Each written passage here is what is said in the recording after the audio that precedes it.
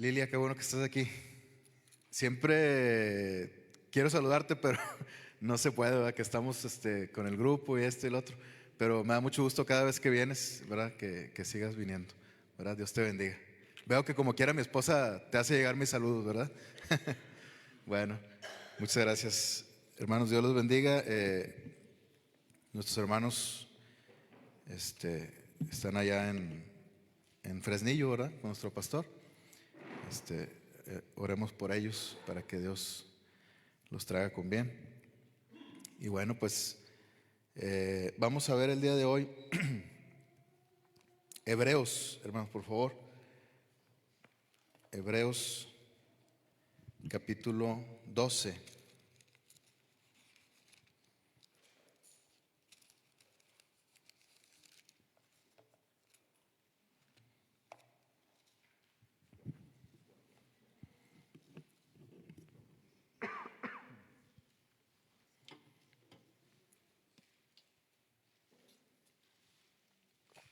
Hebreos 12.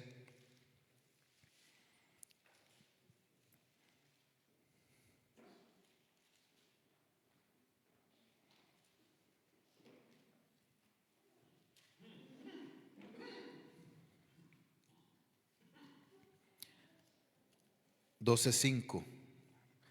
Me gustaría leer solamente este versículo para luego meditar en algunos otros que están ahí alrededor, respecto a la disciplina que Dios nos da. Hebreos 12:5 dice así: y habéis ya olvidado la exhortación que como a hijos se os dirige, diciendo: Hijo mío, no menosprecies la disciplina del Señor, ni desmayéis cuando eres reprendido por Él, porque el Señor al que ama disciplina y azota a todo aquel que recibe por hijo. Amén. Vamos a orar. Señor, gracias. Gracias, Señor, por esta mañana, Señor, que nos has dado, por darnos la oportunidad de despertar nuevamente, Señor, a este día que tú hiciste con tus manos. Te agradecemos, Señor, porque podemos estar aquí, porque podemos alabar tu nombre, tener comunión unos con otros y deleitarnos, Señor, también en tu palabra. Oramos por nuestros hermanos, por nuestro pastor Ramón, hermana Miros, y los hermanos que pudieron ir, Señor, allá a Fresnillo, que tú les traigas con bien, Señor, que les uses, Señor, en esta mañana y que puedan ver tu mano poderosa obrando en ellos, Señor. Les esperamos, Señor, que vengan con bien. Gracias, bendito Dios. Te pedimos en esta mañana también que nos ayudes con esta meditación, que tu Santo Espíritu nos guíe y que podamos cada uno de nosotros llevarnos la porción que tú tienes preparada para cada uno. Gracias, bendito Dios, en el nombre del Señor Jesucristo. Amén.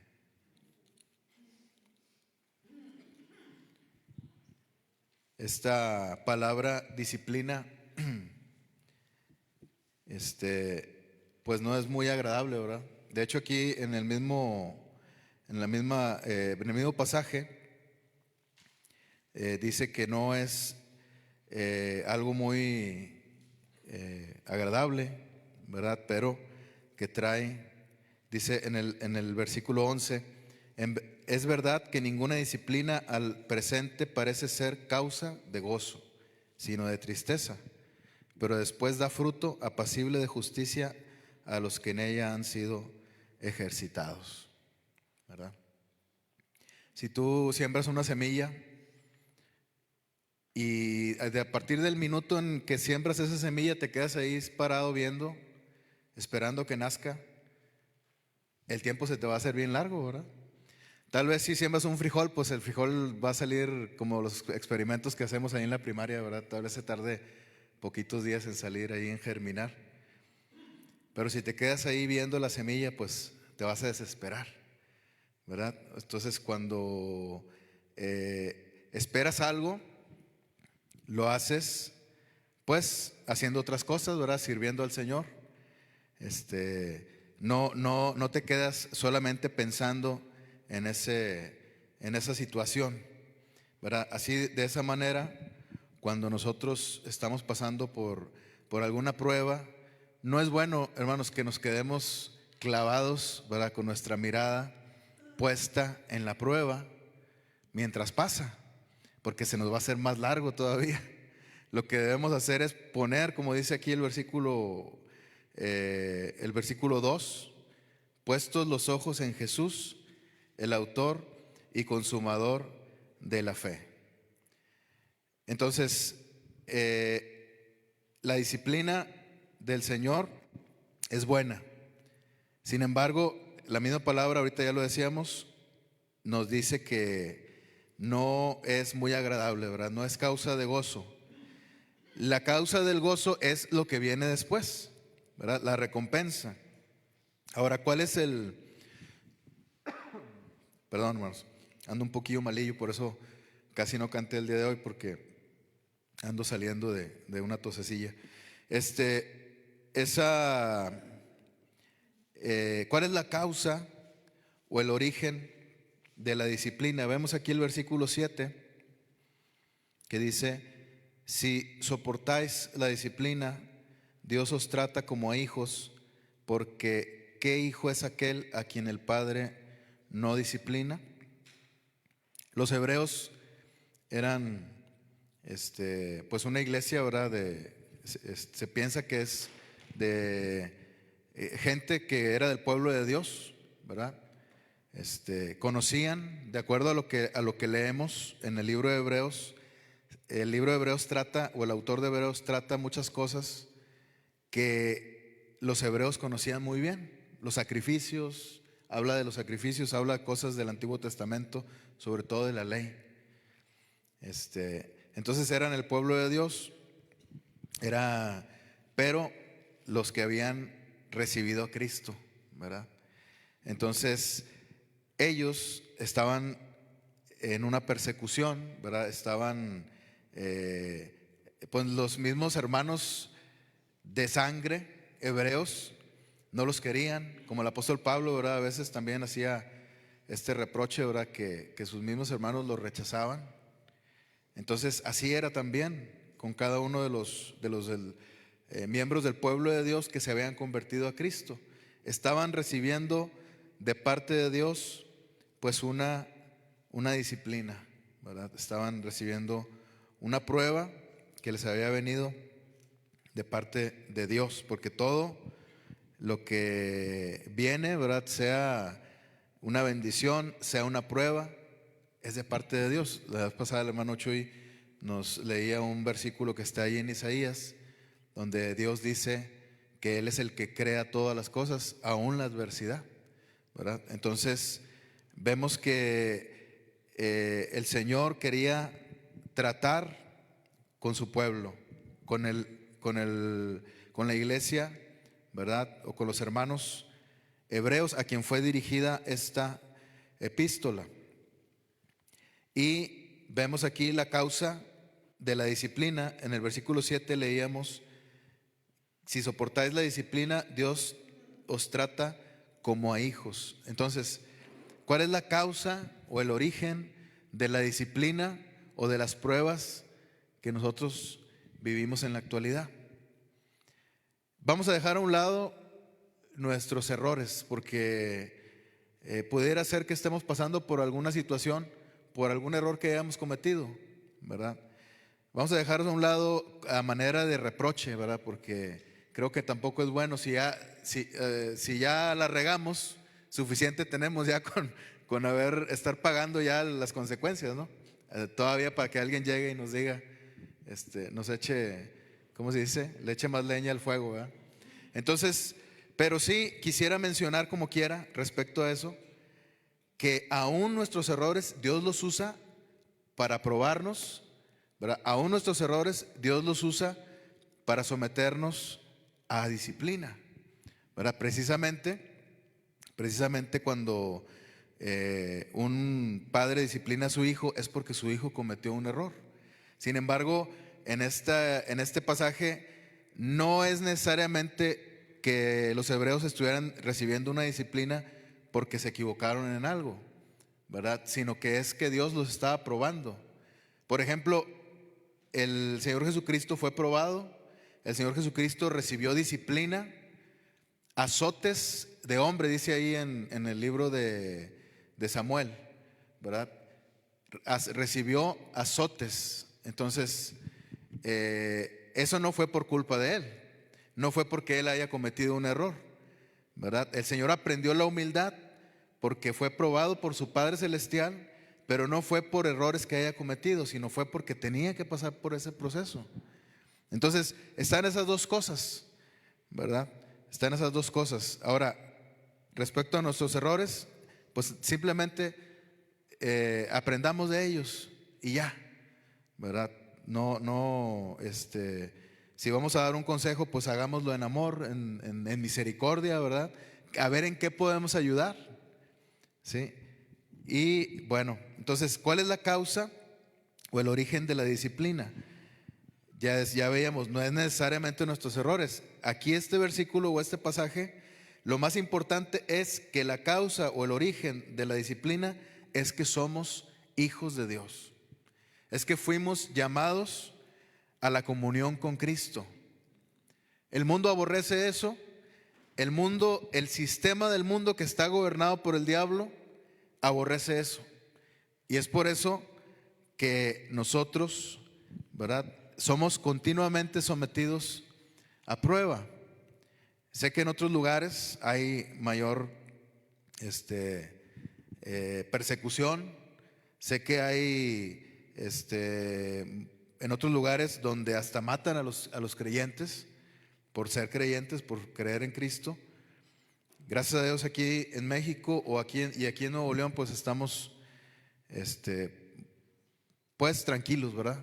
Sin embargo, ya sea en el trabajo o en el lugar donde vivimos, pues a veces recibimos este tipo de desprecios por ser hijos de Dios, ¿verdad?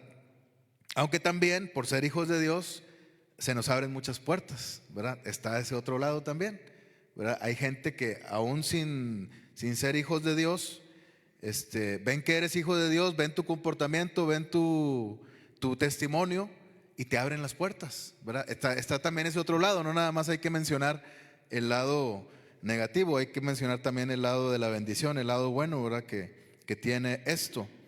Entonces, somos hijos de Dios. Es una gran bendición ser hijo de Dios, pero eso también trae otras cosas, ¿verdad? Responsabilidades, obligaciones, como todo, ¿sí? Entonces, ese es el origen de la disciplina que nosotros recibimos. Que si cometimos un error y viene disciplina, bendito sea Dios, porque así vamos a aprender a no cometer ese error nuevamente. Y si volvemos a cometer ese mismo error, pues la palabra nos dice que si 7 veces cae justo, Él lo levantará, ¿verdad? O sea, no debemos nosotros caer en depresión o en tristeza extrema, ¿verdad? Porque a veces cuando nos equivocamos en las mismas cosas, nos reprochamos a nosotros mismos, ¿verdad? Y nos llenamos de coraje. Decimos, ¿cómo es posible que me volvió a pasar eso si ya me había pasado una vez? Pero debemos dejar de lado eso y aprender, continuar. Eso es un continuo aprendizaje, porque somos hijos de Dios.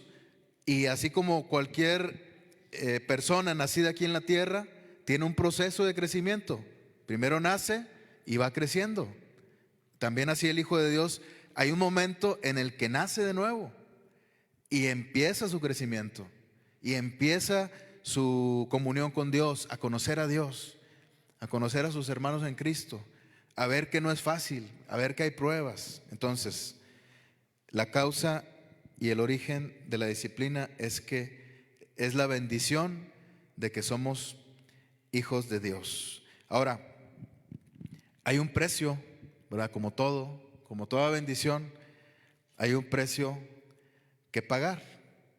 No estamos hablando de la salvación, porque con la salvación no tenemos que pagar nada, porque ya se pagó todo, ¿verdad? La salvación solamente lo que hicimos fue creer, y en eso no hay ningún mérito. Todo el mérito es del Señor, toda la gloria es para el Señor. Solamente lo que hicimos fue creer, ¿verdad? Así como Abraham le creyó a Dios, así de esa manera también nosotros le creímos a Dios. Entonces, no estamos hablando de un precio acerca de la salvación, sino estamos hablando de que ya somos hijos de Dios y que por ser hijos de Dios nos viene una disciplina, ¿verdad? Y hay un precio. Es precisamente esa disciplina. Versículo 2 dice aquí, Hebreos: puestos los ojos en Jesús, el autor y consumador de la fe, el cual por el gozo puesto delante de él sufrió la cruz, menospreciando el oprobio, y se sentó a la diestra del trono de Dios. Aquí hay varias cosas interesantes que me gustaría comentar respecto a este segundo punto, ¿verdad? El precio que se paga, ¿verdad? Por ser hijo de Dios, por esa disciplina, ¿verdad? Que nos va a traer una recompensa. Vemos aquí, por ejemplo, puestos los ojos en Jesús, el autor y consumador de la fe. El Señor Jesús es el autor de todo. Ahorita decíamos, no hay ningún mérito en nosotros al creerle, porque incluso el autor de esa fe que nosotros le tuvimos es el mismo Señor. Él es el autor de la obra redentora en la cruz. Él es el autor de la palabra de Dios. Él es el autor de todo lo que tenga que ver con nuestra fe. Entonces vemos aquí, el cual por el gozo puesto delante de él sufrió la cruz. Había una recompensa, ¿verdad?, que iba a venir después, pero tenía que primero pasar por el sufrimiento de la cruz. Ahora, nosotros no somos mejores que el Señor Jesús, no somos mayores que el Señor Jesús. Si el Señor Jesús, así como él mismo dijo, ¿verdad?, si así trataron al padre de familia, ¿cómo van a tratar a los hijos? Entonces, si el Señor Jesucristo, ¿verdad?, pagó ese precio, nosotros también. La prueba está en que los primeros cristianos sufrieron un martirio, ¿verdad?, algunos similar al del Señor Jesucristo. En nosotros, ¿verdad?, esperemos en Dios que no nos toque eso. Si nos llega a tocar, pues ahí es donde se va a ver si realmente somos hijos de Dios, ¿verdad? Cuando venga una persecución, cuando los gobiernos, ¿verdad?, nos lleven a ese tipo de sufrimientos para negar que somos hijos de Dios, ahí es donde se va a ver realmente si somos hijos de Dios, si nos mantenemos, ¿verdad?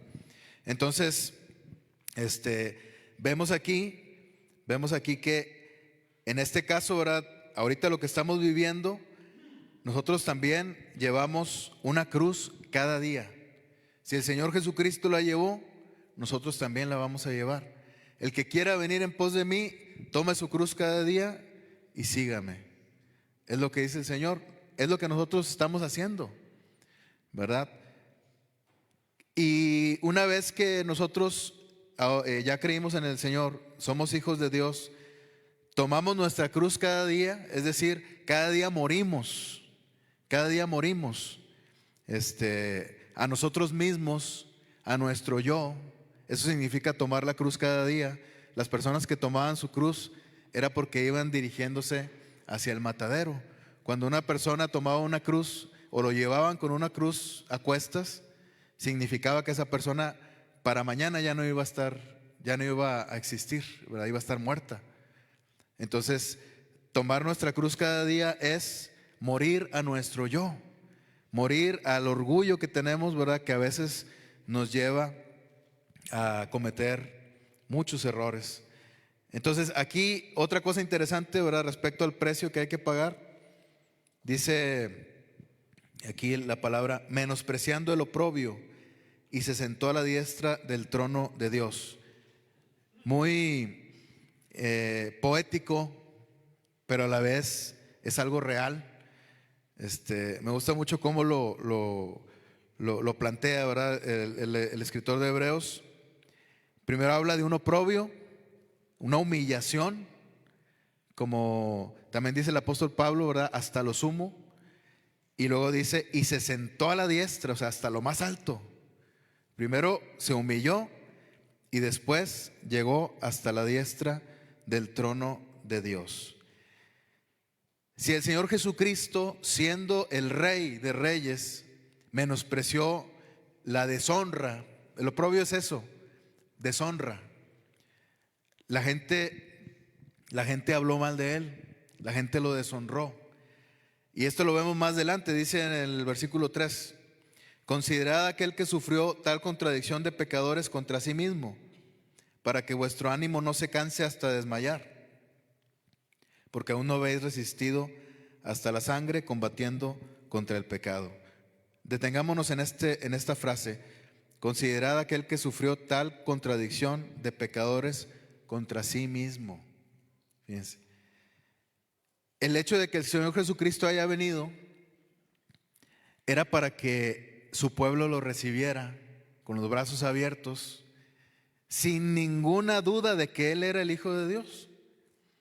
Simplemente al ver las cosas que hacía, sus milagros, las pruebas de que Él era el Hijo de Dios, su pueblo debió haberlo recibido con los brazos abiertos. Sin embargo, en el pueblo de Dios se generó controversia, discusión, y muchos no creyeron. Ahora, dígame usted si esto no es ofensivo para el creador de todo el universo, para el que con su palabra creó todas las cosas, los creó aún a ellos, los que estaban en esa controversia, en esa discusión de que Él no es el Hijo de Dios. Unos sí creían, otros no creían. Entonces, era una gran ofensa para el Hijo de Dios, que no creyeran que Él era. Y Él, dice aquí la palabra, sufrió tal contradicción de pecadores. Ahora, si fuera los ángeles, yo creo que los ángeles no hubieran dudado, pero todavía si fueran los ángeles de Dios, ¿verdad? Que hubieran dicho, oye, ¿será este o no el Hijo de Dios? Pero eran los pecadores de esta tierra a quienes Dios había venido a salvar por medio de su Hijo Jesucristo. O sea, no tenían ni siquiera ningún derecho, ni ningún mérito, ni nada, como para estar discutiendo de si Él era el Hijo de Dios. Había dado el Señor Jesucristo todas las pruebas de que Él era.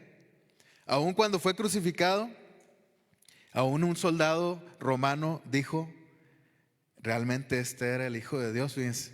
Y su propio pueblo no creyó en Él. Entonces, si eso le pasó al Señor Jesucristo en nuestras pruebas, ¿por qué estamos nosotros preguntándole a Dios entonces, Señor, ¿por qué a mí? Señor, ¿qué acaso ya no me quieres, Señor? ¿Ya no me amas? ¿Por qué me está pasando esto? Y empezamos a cuestionar a Dios. Empezamos a cuestionar a Dios porque nos están pasando ciertas cosas y lo interpretamos mal. Pensamos que Dios ya se ha olvidado de nosotros, ¿verdad? O de alguna forma queremos chantajear a Dios, diciendo que de qué sirve entonces que yo vaya a la iglesia, que me dedique a Dios, que lo sirva, si mira cómo me está yendo. Estamos como que chantajeándolo, ¿verdad? A ver si acaso cambia algo a nuestro alrededor. Eso no va a cambiar nada, porque ese no es el propósito de que esté viniendo la prueba a nuestra vida. Ahora, ¿cuál es el propósito? Pasamos al siguiente punto. Para que, dice aquí en el versículo 11,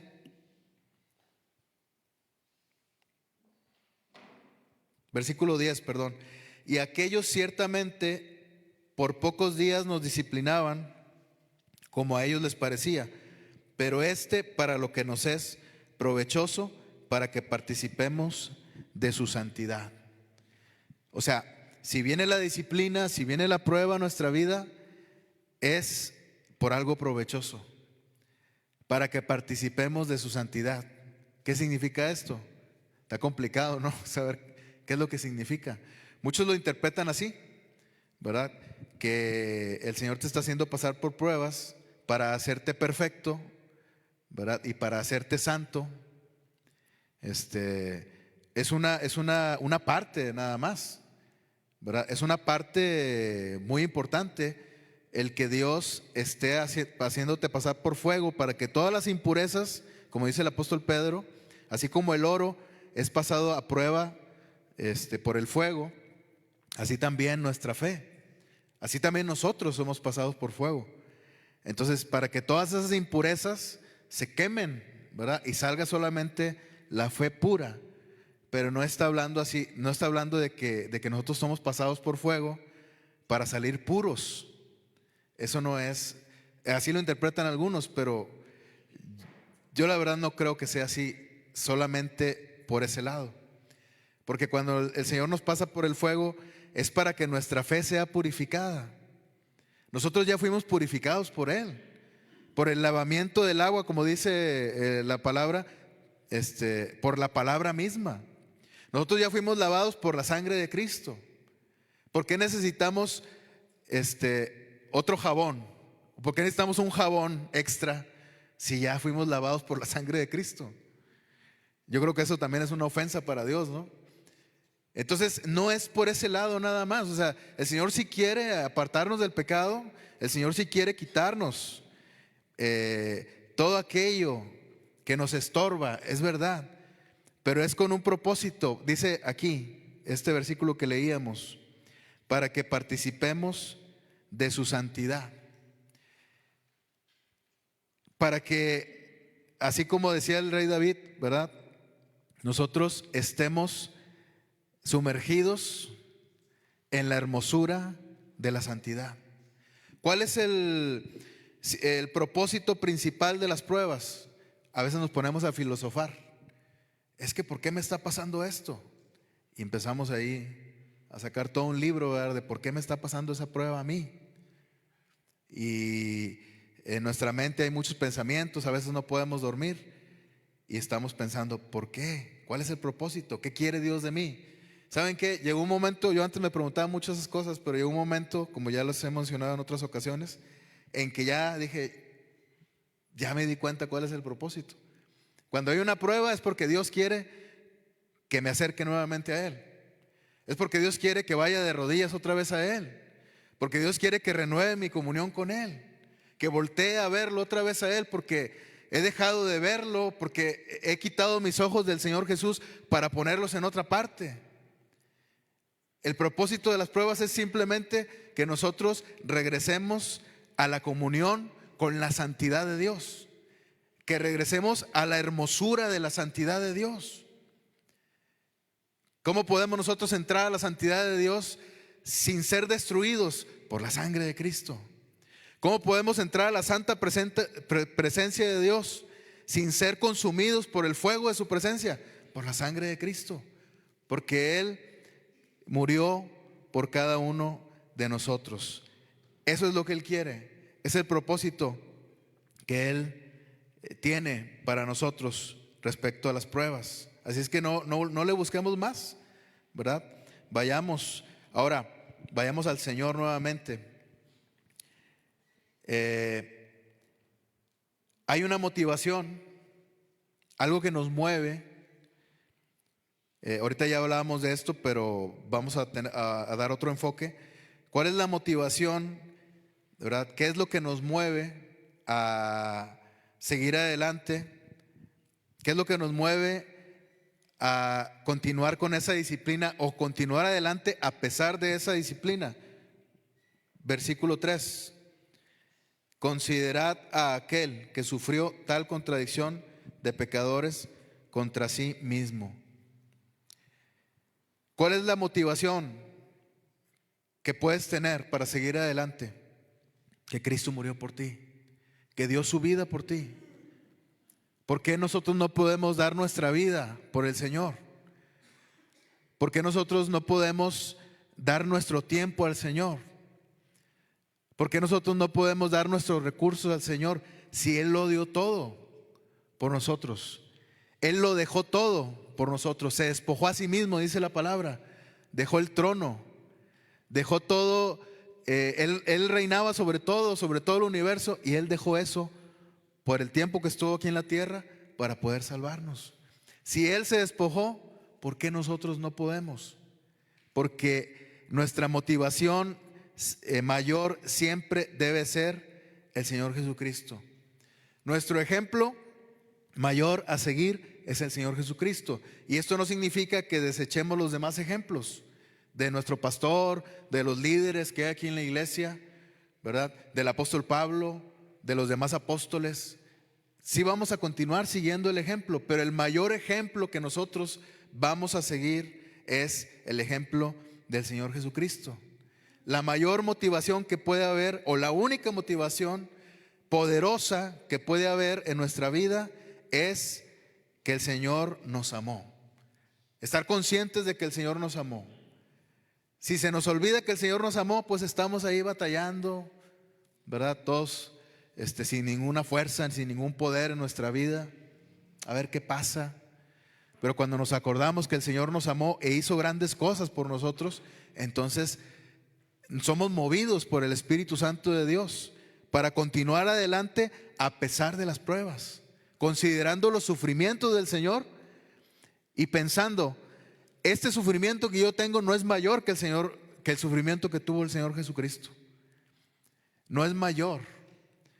Entonces, esa es la motivación, ¿verdad? Lo que nos va a sacar adelante para continuar en nuestro camino hacia la recompensa. Y con esto concluimos. ¿Cuál es la recompensa entonces de la disciplina? Veíamos ahorita que hay una causa por la cual nosotros somos disciplinados, o un origen, que es que somos hijos de Dios, ¿verdad? Hay un precio que pagar, son las pruebas, lo que nos sucede día con día, las cosas con las que estamos batallando, sea salud, sea finanzas, sea relaciones personales, etcétera. Hay un precio que pagar, y es una disciplina que el Señor, la que el Señor tiene un propósito. Y ya veíamos ahorita el propósito, ¿verdad? Regresar a la hermosura de la santidad, regresar a la comunión con el Señor. Y ahora, ¿cuál es la recompensa? Eso es lo que más me gusta, hermanos. ¿Cuál es la recompensa? Vemos ahí en el versículo 11. Dice, es verdad que ninguna disciplina al presente parece ser causa de gozo, sino de tristeza, pero después da fruto apacible de justicia a los que en ella han sido ejercitados, ¿verdad? Es como un ejercicio, la disciplina.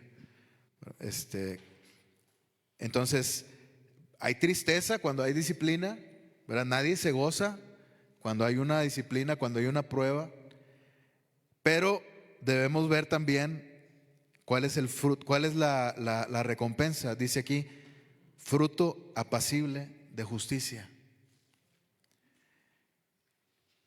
¿Qué es lo que más busca, o qué es lo que yo he escuchado al menos? No es ningún estudio ni nada de eso, nada científico, ni encuestas, ni nada de eso, ni estadísticas. Pero a las personas que he visto dar un testimonio, o que he escuchado dar un testimonio, tienen siempre a decir la frase, tenía mucho dinero, pero me sentía vacío. Tenía todo y me sentía vacío. Entonces, ¿cuál es la recompensa que nosotros estamos buscando? Definitivamente no es terrenal. No nos va a traer nada bueno el estar pensando en las cosas terrenales. Entonces, ¿cuál es la mayor recompensa? Lo que muchos quisieran, hermanos. Las personas ricas, las personas que parece que tienen todos sus sueños cumplidos aquí en la tierra, es lo que más quisieran, la paz.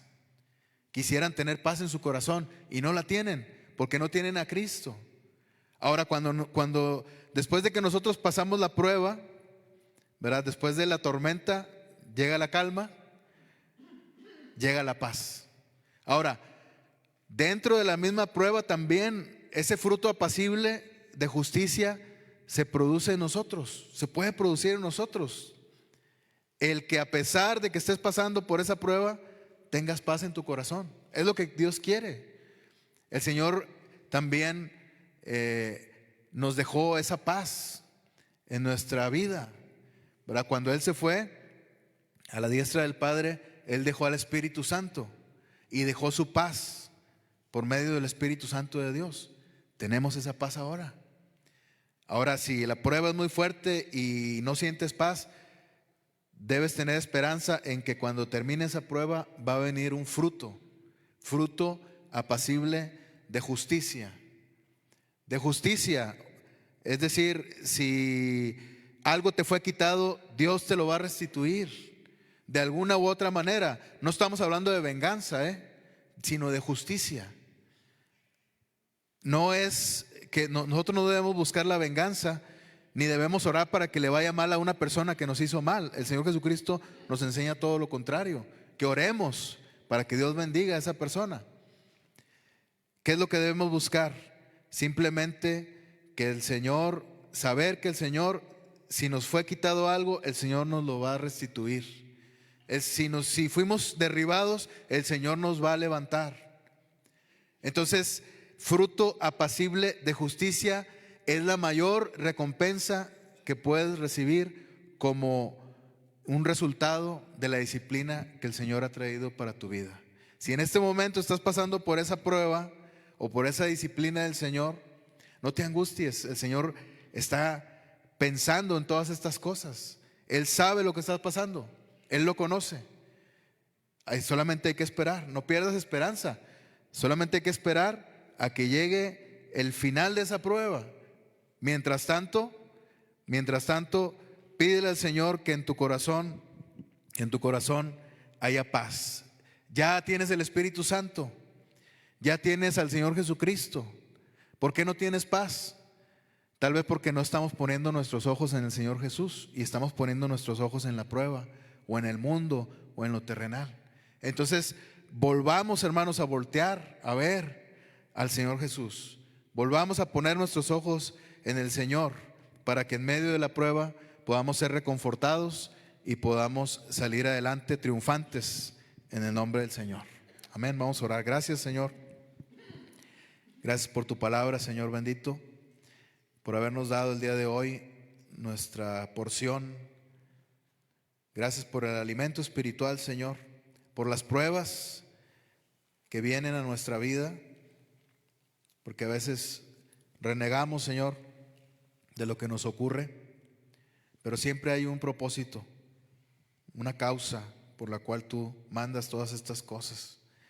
Perdona nuestros errores, Señor, nuestros pecados. Ayúdanos a salir adelante, Señor, triunfantes en el nombre del Señor Jesucristo. Amén.